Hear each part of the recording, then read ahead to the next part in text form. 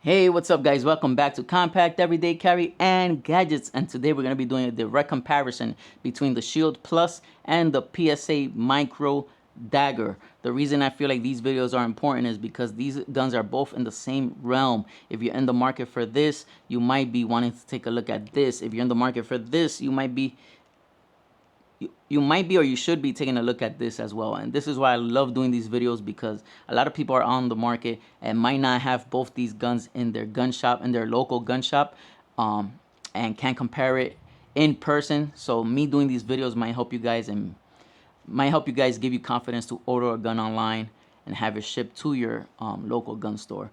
But yeah, let's make sure the guns are cleared. This is the PSA Micro Dagger. As you can see, we are cleared and YouTube compliant. I made sure the guns were cleared before the filming of the video, but let's also do it in camera so you guys can see for yourselves. So yeah, as you can see, we are cleared on both handguns. Let's start off with the Shield Plus, just because this bad boy came out first, and definitely a favorite of mine and a favorite of a lot of you guys out there, especially for everyday carry. A lot of people rock this bad boy. A lot of people depend on this guy, and a lot of people rely on this guy with their lives, and that's the Shield Plus. I have the Shield Gen 1, and now I got the Gen 3 as well, because I love these guns. These are also one of my top favorite handguns out of all the handguns that I own, because I love the price. You can't beat the price for the quality, for the reliability, for the performance. These guns are perfect, and when you compare them to other handguns and other brands, very difficult to beat a Smith & Wesson Shield. These guns are beautiful, they look great, they feel great, and they kind of, especially with the Gen 3, I think the only thing that the Shields were kind of lacking was the triggers, and now with the Gen 3, they freaking hit it out the park with these triggers. These triggers are great. They feel and look like performance triggers, and perform like performance triggers as well. Very nice defined walls, very crisp brakes. This gun is great. As you can see here, I got the TLR 6 on this gun, which has the laser combo with the light. I will be having links in the descriptions down below. I also have a Hulk sleeve, which I cut because I didn't want it to go all the way over the beaver tail, because I'm able to get a higher grip on the gun when I remove that little piece of the Hulk sleeve. I will have, like I said, links in the description if you guys are interested in picking anything that you guys see in the video. And this gun is great. It comes with a 10+1. Right here I got the extended mag, so it gives you 12+1, making this a 13 round gun. Sorry, I'm so sorry. This is a 13+1, and making it a 14 round gun on such a small handgun. So you're carrying 14 rounds on an everyday carry. I think that's more than sufficient for almost every situation, and that's why I love this gun. Now, Smith & Wesson killed it with this great texture. They got one of the best polymers in handguns. Compared to the Gen 1, it does feel a little more hollow in the inside. I don't know if that's because they changed the material itself, or they were just trying to squeeze in more rounds, which they did. With my old Gen 1, I had the extended mag and I was getting 8+1. Now we got 13+1 on this one. And the mags are great quality as well. Nice steel mags. Serrations, very subtle in the front, a little more defined in the back, but nothing to write home about. Not the best serrations. That's the one thing that I might complain. As you can see, I got the version with the optics cut. You could also get it without the optics cut, which will save you about $50. This gun, as you see it here, I think they're going for like around $450. You could find it in a deal probably for $400 flat. When I picked it up, I got it for $450.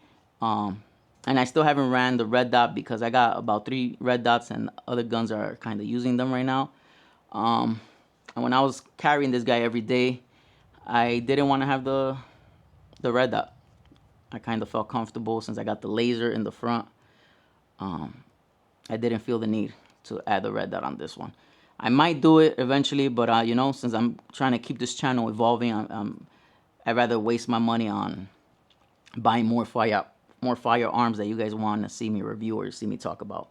And now we got the PSA Micro Dagger. This is obviously a clone of a Glock 43X MOS. I love this handgun. I love the color. I love everything about this gun. You get the optics version, and I love it because they also give you a steel plate on top. It's the same takedown as the Glocks, which we're all familiar with. You see that they killed it with all the grips. They gave us grips anywhere you might need grips, little memory pads. You have them on the front, both sides.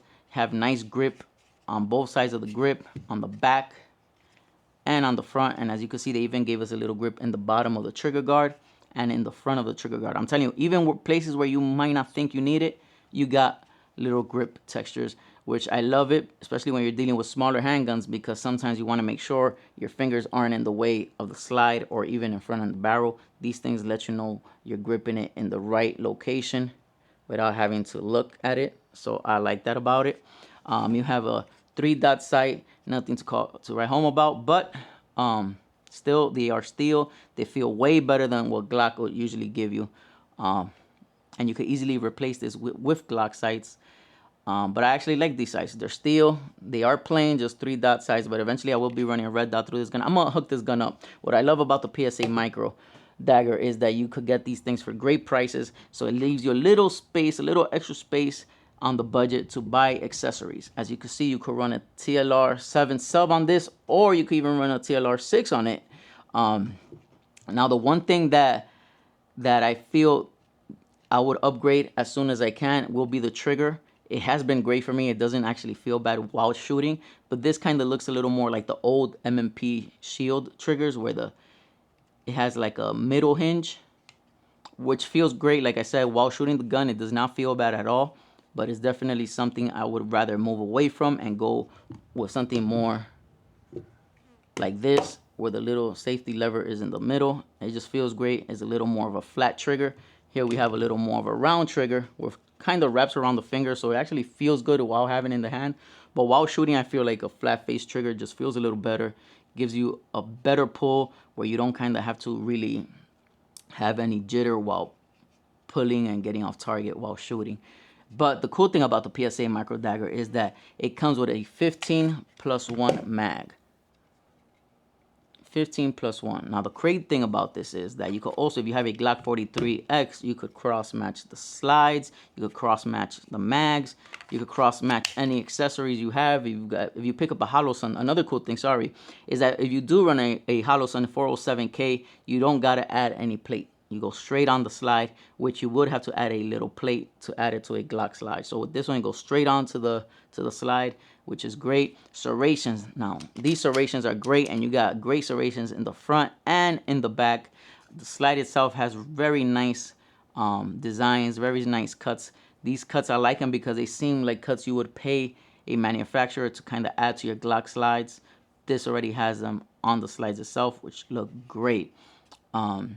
So yeah, the cool thing about both these handguns, they're both, as of now, they've been reliable. But if I want to pick one over the other for reliability, it would definitely be the Shield Plus, just because of the brand. They have the history. The PSA brand is a little newer. I don't know how much I'll say I trust this with my life. I have ran probably upwards of 250, 300 rounds, and it's been great so far. What I do like, they do give you a lifetime warranty. So if anything ever goes wrong with the handgun, and they'll take care of it. And the cool thing is they are local to me, so that'll be easy for me to kind of have it shipped out or brought into the store and get those things fixed. With the Shield, it's Smith & Wesson. They've been out for years. They're great. We trust them. We love them. And they give you prices that are very hard to beat when you're comparing them to Glock, when you're comparing them to SIGs, when you're comparing them to the Springfield Hellcats. You can't beat this gun, and this is definitely in the same realm. It goes up against all of those guns. They're actually the competition of each other. And then PSA came to disrupt the competition and gave us this handgun, which is even more affordable than the Smith & Wesson Shield. I got this for $339, and as you can see, it's a version that has the rail, it has the slide cuts, it has the red dot. It's like on any regular other brand, you would be paying more money for these upgrades, and this already comes with it. So both these handguns are great. I'm not going to say one is better than the other. If I have to pick which one feels better in the hand, I give it to the PSA Micro Dagger, but that's because it gives me a full grip, which is why I also like my Glock 43X MOS. With the Shield Plus, if it wasn't because of the extended mag, my pinky would be hanging. So that's one downside, because I love being able to just have a full grip on the handgun. I don't like guns where I can only have two fingers on the grip. That's why I keep the extended mag on this.